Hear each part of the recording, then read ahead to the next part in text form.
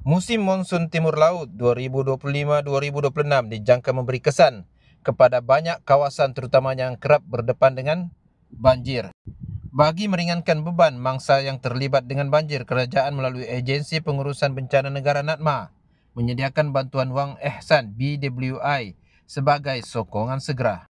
Cara untuk memohon bantuan wang ihsan BWI 2025-2026 iaitu dengan memuat turun aplikasi My IBJ-KM. Aplikasi ini merupakan platform rasmi NADMA untuk pendaftaran banjir dan permohonan bantuan. Seterusnya, mendaftar di PPS melalui imbasan kod QR. Ini memastikan maklumat berada dalam sistem NADMA secara automatik. Seterusnya, selepas pendaftaran PPS disahkan, pengguna boleh terus memohon bantuan wang ihsan BWI dalam aplikasi My IBJ-KM.